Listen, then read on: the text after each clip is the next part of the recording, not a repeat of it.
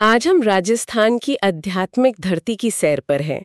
एक ऐसी जमीन जहां कई संतों, कई गुरुओं ने अपनी गहरी छाप छोड़ी है। जी बिल्कुल। हमारे पास कुछ स्रोत हैं, कुछ लेख और नोट्स हैं, जो इन महान शख्सियतों के जीवन, उनकी सोच, उनके असर के बारे में काफी कुछ बताते हैं। हाँ, और हमारा इरादा सिर्फ इन स्रोतों को दोहराना नहीं है, बल्कि ये समझना है कि इन अलग-अलग गुरुओं और संतों की बातों में वो क्या खास था। वो कौन सी चिंगारी थी जिसने लोगों को इतना छुआ। सही बात है। हम उनके दर्शन, समाज पर उनके क्या विचार थे और उन्होंने जो रास्ते बनाए, उनको थोड़ा टटोलेंगे। हाँ, क्योंकि इन स्रोतों में देखें तो बड़ी विविधता है।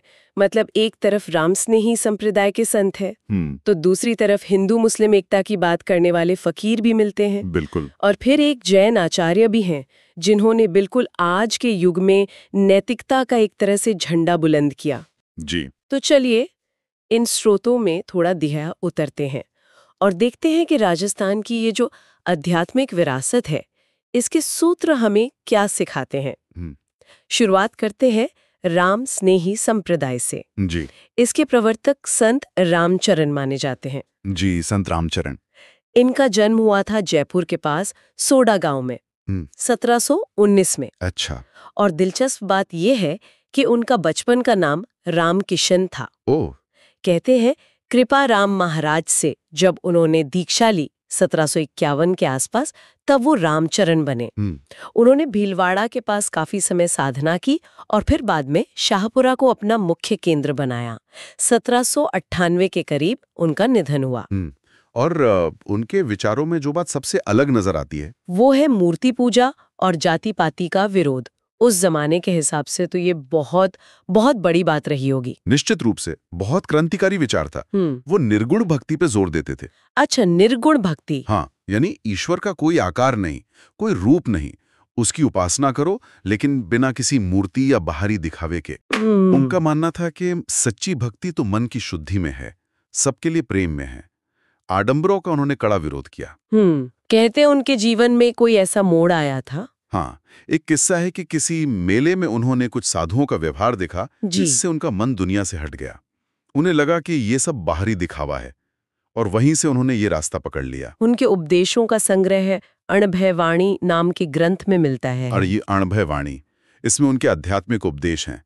शाहपुरा उनकी मुख्य गद्दी बनी। लेकिन ये जानना भी जरूरी है कि रामस्नेही संप्रदाय की और भी शाखाएं फैली। हाँ, जैसे रैण में, जो नागौर में है, सिंगथल बीकानेर में, और खेड़ापा जोधपुर में। अच्छा। और यहीं से खेड़ापा शाखा के जो प्रवर्तक थे संत रामदास जी, उनका जिक्र आता है। हाँ, संत रामदास। उनका जन्म 1726 में हुआ। जोधपुर के पास एक गांव है भिकमकोर, वहां एक मेघवाल परिवार में। मेघवाल परिवार में, ये बात अहम है। बिल्कुल। ये दिखाता है कि आध्यात्मिक ज्ञान या नेतृत्व किसी एक जाति की बपौती नहीं था। और वो गृहस्थ संत थे, ये भी एक खास बात है। मतलब परिवार के साथ रहते हुए भी साधना। हाँ बिल्कुल, उन्होंने परिवार नहीं छोड़ा, फिर भी आध्यात्मिक रास्ते पर चले। उन्होंने सिंखल में संत हरिराम दास जी से दीक्षा ली थी। उनकी शिक्षाओं में क्या खास था, क्या अलग था? देखिए, मूल बातें वही थीं, सादगी, बराबरी और राम नाम का सुमिरन। गुरु भक्ति पर भी उनका बहुत जोर था। और हाँ, वो समाज में जो बुराइयां थीं, जो कुरीतियां थीं, उनकी खुलकर आलोचना करते थे। अच्छा। उनकी एक और खासियत थी कि उन्होंने अपने अनुयायियों को, मतलब फॉलोअर्स को, अलग-अलग श्रेणियों में बांटा। जैसे विहंगम, जो पूरी तरह विरक्त होते थे, प्रवृत्ति, उदासी और गृहस्थी, जो परिवार के साथ रहकर साधना करते थे। ये तो एक तरह से आध्यात्मिकता को सबके लिए सुलभ बनाने जैसा है, अलग-अलग जीवन शैलियों के हिसाब से। बिल्कुल सही। उन्होंने रास्ता दिखाया कि हर कोई अपने तरीके से जुड़ सकता है। उनका निधन भी खेड़ापा में ही हुआ, 1798 में। अब अगर रैण शाखा की बात करें तो संत दरियाऊ जी का नाम आता है। जी, संत दरियाऊ। जन्म पाली जिले के जैतारण में 1676 में। हाँ, और वो दुनिया जाति से थे, मतलब जो रुई धुनने का काम करते हैं। अच्छा। उन्होंने भी ज्ञान की खोज में काशी तक का सफर किया, शास्त्रों का अध्ययन किया, फिर प्रेमदास जी से दीक्षा लेकर रेण में ही बस गए और साधना करने लगे। उनका संदेश क्या था? उनका जोर भी राम भक्ति और गुरु के महत्व पर था। वो मानते थे कि बस राम नाम जपते रहो, इसी से जन्म मरण के चक्कर से मुक्ति मिल सकती है। और उनका प्रभाव भी काफी फैला लगता है। कहते हैं उनके 72 प्रमुख शिष्य थे। हाँ, 72 मुख्य शिष्य, और फिर उनकी 9 शिष्य शाखाएं भी बनी। इस पंथ को कई बार दरियाओं पंथ भी कह देते हैं। उनका निधन ऋण में ही हुआ 1758 में। तो राम स्नेही संप्रदाय में ही हमें कितनी विविधता दिख रही है। निर्गुण भक्ति है, सामाजिक बराबरी पर जोर है और गृहस्थ जीवन में भी आध्यात्मिकता का रास्ता दिखाया जा रहा है। बिल्कुल, ये दिखाता है कि एक ही मूल विचार, एक ही प्रेरणा अलग अलग संतों के जरिए कैसे अलग अलग रूप ले सकती है, अलग अलग लोगों तक पहुंच सकती है। सही कहा। चलिए अब उन संतों की ओर बढ़ते हैं जिनका मुख्य जोर शायद समाज को जोड़ने और उसमें सुधार लाने पर ज्यादा रहा। संत लालदास जी का नाम इस कड़ी में बहुत अहमियत रखता है। जी, संत लालदास अलवर के धौलीदू गांव में जन्म हुआ 1540 में। मेव जाति में जन्मे थे और कहते हैं कि काफी गरीबी में उनका बचपन बीता। दिलचस्प बात यह है कि वो मुगल बादशाह अकबर और संत दादू दयाल के समकालीन थे। अच्छा, समकालीन थे। हाँ, तिजारा के एक मुस्लिम फकीर थे गद्दन चिश्ती। उनका उन पर असर तो पड़ा, पर दीक्षा नहीं ली उन्होंने। और वो भी गृहस्थ संत थे। जी हाँ, वो भी गृहस्थ संत थे। और उनका सबसे बड़ा संदेश क्या था, जो सबसे ज्यादा याद किया जाता है? ईश्वर और अल्लाह एक हैं। आज के दौर में भी ये बात कितनी जरूरी लगती है। बिल्कुल, उन्होंने हिंदू मुस्लिम एकता पर बहुत बल दिया। वो कहते थे कि दोनों धर्मों के लोगों को ऐसे अंधविश्वास छोड़ने चाहिए जिनसे दूसरों को तकलीफ हो। सही। और एक बात जो मुझे बहुत रोचक लगती है वो ये कि वे धार्मिक नेताओं के अहंकार की भी कड़ी आलोचना करते थे। अच्छा। हाँ, उनका मानना था कि संत को निरंकारी होना चाहिए, यानी अहंकार से बिल्कुल दूर। उनके अनुयायी ज्यादातर मेव जाति के ही थे। हाँ, मैं मुसलमान उनके मुख्य अनुयायी थे जो राम नाम जपते थे। और उनकी दीक्षा देने का तरीका तो बड़ा ही अनोखा था।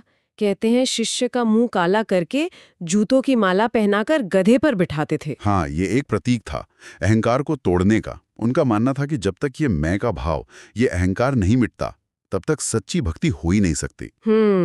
ये तो बहुत ही शक्तिशाली प्रतीक है। जी, उनका निधन भरतपुर के नगला गांव में हुआ और उनकी समाधि शेरपुर में है। वहां आज भी अश्विन एकादशी और माघ पूर्णिमा को मेले लगते हैं। तो लालदास जी जहां हिंदू मुस्लिम एकता की बात कर रहे थे, वहीं उनके लगभग समकालीन एक और संत थे, हरिदास जी।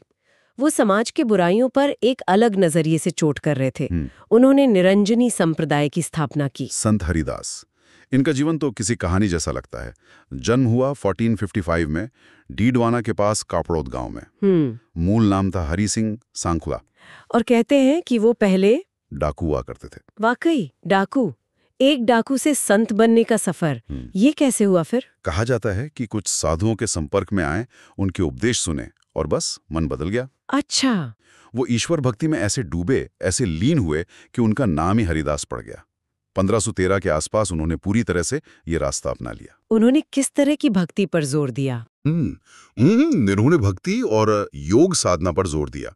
वो भी बाहरी दिखावे, हिंदू मुस्लिम भेद, ऊंच नीच, इन सब के सख्त खिलाफ थे। परमात्मा को वो अलख निरंजन या हरि निरंजन कहते थे। उनकी बातें हमें कहाँ मिलती हैं? कोई ग्रंथ वगैरह? हाँ, उनके 2 प्रमुख ग्रंथ हैं, मंत्र राज प्रकाश और हरि पुरुष की वाणी। इनमें उनकी शिक्षाएं संकलित हैं। कितना गहरा बदलाव! ये वाकई दिखाता है कि इंसान का मूल स्वभाव वो बदल सकता है, प्रेरणा मिले तो। निश्चित तौर पर। और इसी तरह एक और संत जिन्होंने भक्ति के साथ साथ सामाजिक विचारों को भी अहमियत दी, वो थे संत परशुराम देवाचार्य। अच्छा, परशुराम देवाचार्य? जी, ये निम्बार्क संप्रदाय से जुड़े थे और इन्होंने सलेमाबाद, जो अजमेर के पास किशनगढ़ में है, वहां इस संप्रदाय की प्रमुख गद्दी स्थापित की। निम्बार्क संप्रदाय तो राधा कृष्ण की भक्ति के लिए जाना जाता है, सही है ना? हाँ बिल्कुल, वो सगुण भक्ति का मार्ग है। लेकिन परशुराम देवाचार्य की खूबी ये थी कि उन्होंने सगुण और निर्गुण दोनों धाराओं में एक तरह का तालमेल बिठाने की कोशिश की। ओह, ये कैसे? मतलब वो राधा कृष्ण की भक्ति तो करते थे, जो सगुण रूप है, लेकिन साथ ही वो निराकार ईश्वर के तत्व को भी मानते थे। एक तरह का समन्वय। ये तो दिलचस्प समन्वय है। और सामाजिक तौर पर उनके क्या विचार थे? वो भी हिंदू और मुस्लिम दोनों समुदायों में जो आडंबर फैले हुए थे, उनकी आलोचना करते थे। उनका मानना था कि ईश्वर का नाम लेना, उसका सुमिरन करना ही मुक्ति का सबसे सरल रास्ता है। उन्होंने सलेमाबाद में एक भव्य मंदिर भी बनवाया और कहते हैं वहीं जीवित समाधि ले ली थी। तो हमने देखा कि कैसे अलग अलग संत, चाहे वो निर्गुण उपासक हों या सगुण, कहीं ना कहीं समाज की कुरीतियों और धार्मिक कट्टरता पर सवाल उठा रहे थे। जी, ये एक कॉमन थीम दिखती है। अच्छा, अब कुछ और महत्वपूर्ण संतों की बात करते हैं। दादूपंथ के संत सुंदरदास जी का नाम आता है। संत सुंदरदास जी, अरे वो तो कमाल के विद्वान थे। हाँ, दौसा में जन्मे, 1596 में, खंडेलवाल वैश्य परिवार में, और सोचिए सिर्फ 6 साल की उम्र में संत दादू दयाल के शिष्य बन गए थे। 6 साल की उम्र में? जी, और फिर काशी गए, वहां वेद पढ़े, दर्शन शास्त्र पढ़े, बहुत ज्ञानी थे। कहते हैं उन्होंने 42 ग्रंथ लिखे। ये तो बहुत ज्यादा है। सुंदर विलास उनकी सबसे प्रसिद्ध रचना मानी जाती है। बिल्कुल, उन्हें दादूपंथ का शायद सबसे पढ़ा लिखा संत माना जाता है। एक बड़े साहित्यकार भी थे, संत होने के साथ साथ। उन्होंने दादूपंथ में नागा शाखा भी शुरू की। नागा शाखा? उसका क्या उद्देश्य था? शायद पंथ की या उसके अनुयायियों की रक्षा के लिए। उस जमाने में कई बार ऐसे सशस्त्र साधुओं के दल होते थे। अच्छा, समझ गई। उनका निधन कहाँ हुआ? उनका निधन सांगानेर में हुआ, 1707 में। ज्ञान और भक्ति का ऐसा संगम वाकई कम ही देखने को मिलता है। अच्छा, अब संत चरणदास जी की बात करते हैं। अलवर के डेहरा गांव में जन्मे, 1703 में। जी, संत चरणदास, इनका बचपन का नाम रणजीत था। इन्होंने दिल्ली में शुकदेव मुनि से दीक्षा ली। इनकी शिक्षाओं में भी एक तरह से सगुण और निर्गुण भक्ति का मेल मिलता है। अच्छा, इनके यहाँ भी समन्वय है? हाँ, वो गुरु की महिमा पर बहुत जोर देते थे। अच्छे आचरण, नैतिकता, अहिंसा, सच बोलना, दया, माफी, संयम, इन सब बातों पर। उन्होंने अपना एक पंथ भी चलाया था, चरणदासी पंथ। जी, चरणदासी पंथ, जिसके 42 नियम थे अनुयायियों के लिए। और एक बात जो ने इतिहास में खास बनाती है, वो भविष्यवाणी वाली बात। उन्होंने नादिर शाह के दिल्ली पर हमले की भविष्यवाणी की थी। हाँ, ये घटना तो बहुत मशहूर है और कहते हैं कि वो भविष्यवाणी बिल्कुल सच साबित हुई। ये तो वाकई असाधारण बात है। जी, उनके अनुयायी पीले कपड़े पहनते हैं, माथे पर एक फास्त्र का तिलक लगाते हैं और राधे कृष्ण कहकर एक दूसरे का अभिवादन करते हैं। उन्होंने भी काफी लिखा। हाँ, करीब 20 ग्रंथ लिखे। ब्रह्म ज्ञान सागर, भक्ति सागर जैसे ग्रंथ उनके प्रमुख हैं। उनका निधन दिल्ली में हुआ 1782 में। भविष्यवाणी करना ये तो एक अलग ही स्तर की बात हो गई। अच्छा, अब चलते हैं थोड़ा वागड़ क्षेत्र की ओर। डूंगरपुर, बांसवाड़ा, वहां संत माऊजी हुए, निष्कलंकी संप्रदाय के संस्थापक। संत माऊजी, हाँ, जन्म डूंगरपुर के साबला गांव में 1714 में। और ये भी कम उम्र में ही, सिर्फ 12 साल की उम्र में घर छोड़कर निकल पड़े थे। 12 साल में? जी, और पहुंच गए बेणेश्वर धाम, जहां माही और सोम नदियों का संगम होता है। हाँ, बेणेश्वर धाम। वहीं उन्होंने तपस्या की और कहते हैं वहीं उन्हें ज्ञान मिला, करीब 1727 ईस्वी में। और उन्हें तो विष्णु का 10वां अवतार माना जाता है, कल्कि अवतार। हाँ, ऐसी मान्यता है उनके अनुयायियों में। उन्होंने ही बेणेश्वर धाम की स्थापना की, जो आज भी आदिवासियों का एक बहुत बड़ा तीर्थ है। उनकी सबसे रहस्यमयी देन शायद उनके चोपड़ा हैं। बिल्कुल, वो 5 बड़े ग्रंथ हैं जिन्हें चोपड़ा कहते हैं, वागड़ी बोली में लिखे हुए हैं। और उनमें है क्या? कहते हैं उनमें भविष्यवाणियां हैं।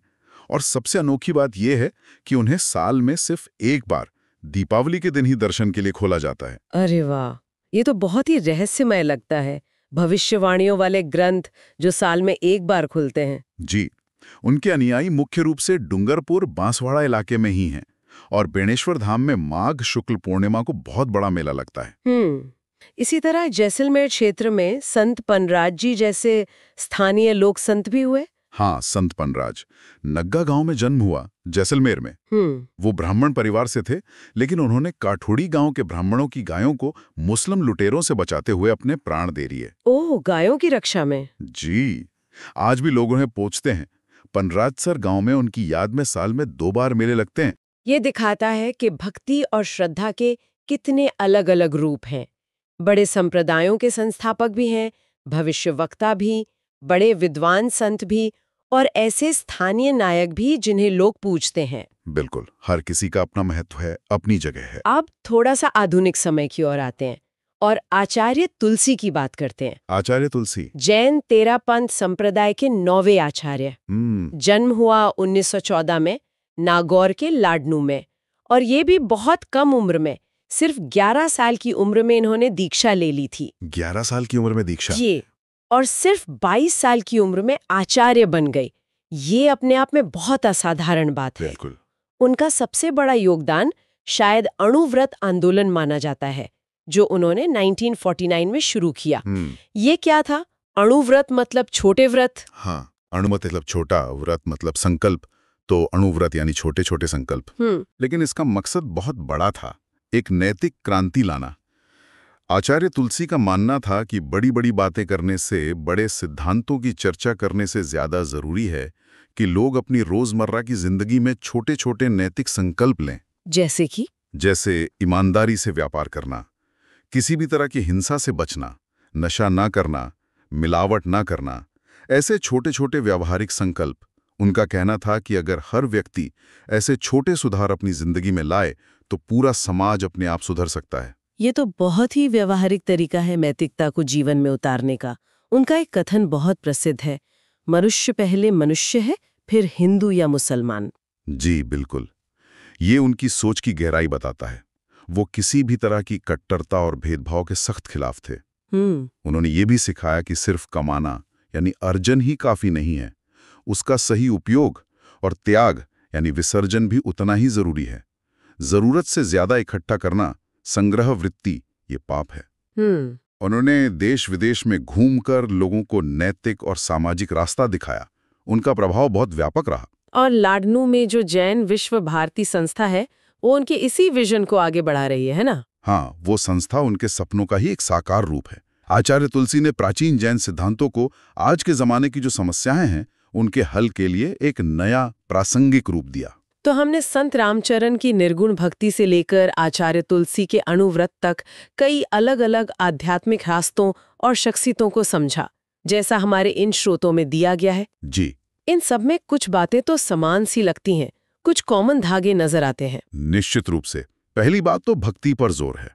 अब वो भक्ति चाहे निराकार ईश्वर की हो, जैसे रामस्नेही संतों ने कहा, या साकार रूप की, जैसे निम्बार्क में, लेकिन भक्ति केंद्र में है। सही। और दूसरी बात, लगभग सभी ने बाहरी कर्मकांडों, जाति पाति के भेद और धार्मिक दिखावे की आलोचना की है। जोर अंदर की सच्चाई पर, मन की पवित्रता पर दिया है। हाँ, ये भी बिल्कुल साफ दिखता है। गुरु का महत्व भी सबने माना है। बहुत ज्यादा। गुरु के बिना ज्ञान नहीं, सही रास्ता नहीं मिल सकता।